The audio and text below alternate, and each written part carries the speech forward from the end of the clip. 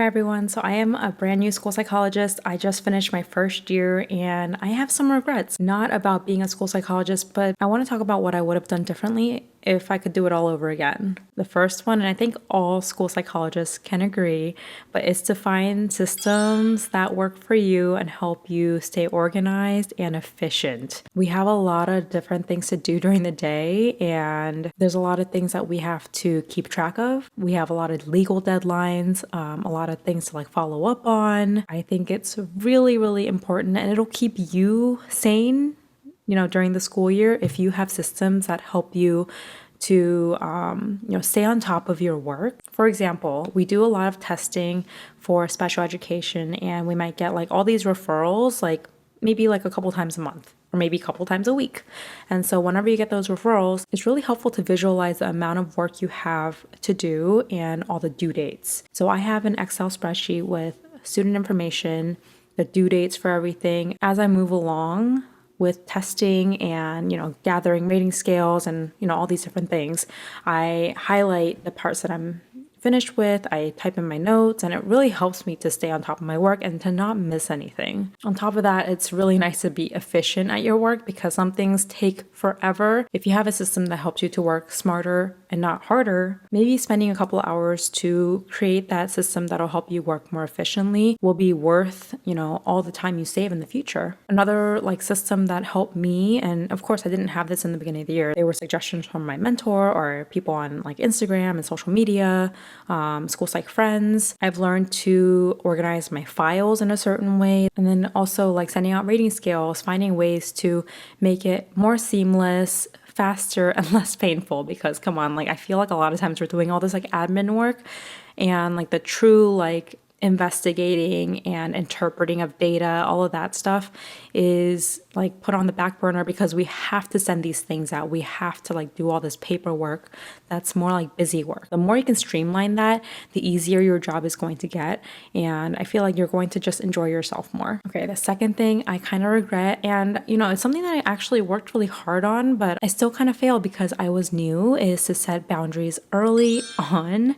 And it's hard when you're new and you don't know anyone there because you want to be a team player. You don't want to say no to people when you first meet them. You want to be pleasant and you want to be helpful. In the beginning, I really wanted to jump in and observe how everything works in the school because every school is so different. And that kind of ended up being me attending all of these different meetings until I got too busy in the springtime. And so maybe in the beginning, I should have sat in a couple meetings and said oh, okay, I think I'm good now. Let me do my work. But then I had such a hard time saying that. I attended every single 504 and I attended every single IT meeting, intervention team meeting, just because I felt I had to be there. I had such a hard time saying no because, in the beginning I was the one that asked to be there. And so setting those kind of boundaries early on, and communication skills are really important for these kind of conversations. The third thing I wish I had done differently is to find my people early on in the school year. And of course, being new, it's kind of hard. You don't really know which personalities you're going to mesh with or which positions and people you're going to work most often with. Of course, as a school psychologist, you're probably going to work a lot with your social worker or maybe your speech pathologist, maybe your counselors or admin. At my school, I did work heavily with the counselors and the social worker, and I loved it. I loved my team over there. They were very supportive, and I was also pregnant and people were so understanding, but I never really felt super close with anyone until later on. And I feel finding your people is so important because one, you can ask questions about your job and about the school and kind of get that insider knowledge that's really important to know. And number two, just for your sake, so you don't feel lonely and you don't go insane, it's really nice to have coworkers that you can talk to and have lunch with or hang out with for a little bit when you need a break from report writing for 5 hours straight. So I gave birth in December, and in November, maybe I don't know, beginning of November, the counseling department, they threw me a baby shower. It was super sweet. I didn't even know people that well. And I was very thankful that they were so welcoming. And one of the counselors, who was sort of newer. I think it was like her 3rd or 4th year at the school. She had 2 kids at home and she was also pregnant. So being a mom of like younger children, I think she kind of like felt for me. So I had a lot of anxiety about like putting a diaper on a baby because I really didn't do it a lot before having a baby. This counselor stopped by my office and she offered to teach me like a couple of different things, like putting on a diaper. So she brought in like a few diapers and an Elmo doll, and I brought in my diapers and like my breast pump and all these different things so she can help me figure out what's going on. And I just thought it was so sweet. And I was so thankful for that relationship. And I also really appreciated the counselor that was next to my office. We both had really small offices, and so we would joke about that all the time. I wasn't really close with her the beginning of the year, but we started talking a lot more after I came back from leave.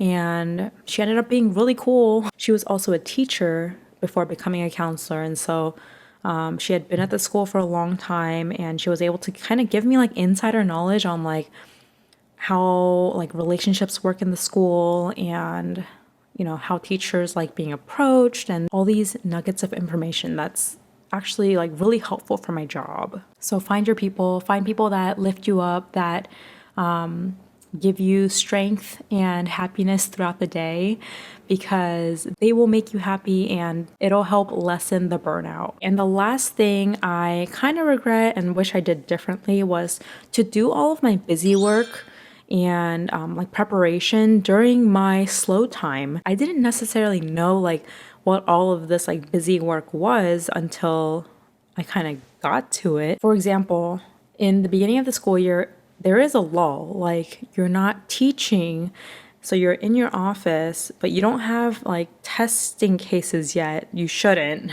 unless there's like one that carried over from like the summer. You know, you're kind of like prepping for what's to come. For example, you'll probably do a lot of file reviews to look over student data, their history, like past reports for future meetings, and you have that list of students. So that's something that you can do early on so that you don't have to do it when you're super busy with like all the other testing or report writing and everything else that's going on. This is usually for reevaluations, triennials, and these are things that you'll learn about in your school psych program or an internship. And this is also a great time to prepare and practice any new test kits that you've gotten, gather counseling materials, and you know, we talked about streamlining. And so creating those systems that'll make your job easier in the future, maybe creating those report templates, printing off a lot of paperwork that's going to be really important for you, starring different tabs that you'll be using really often. And so the beginning of the school year and the end of the school year is a great time to do this because you're gonna have a lull and you're not gonna be super busy. I find that like around November and then March and April are the busiest for us. But to be honest, because I went on leave and I had a baby, like this whole school year was kind of crazy. So those are a couple of my first year regrets and things I would have done differently if I could do it again. Let me know in the comments below if you're an intern or an early career psych, and if you had any regrets or things you would have done differently. Don't forget to like and subscribe for more similar content, and I will see you guys in the next one. Bye.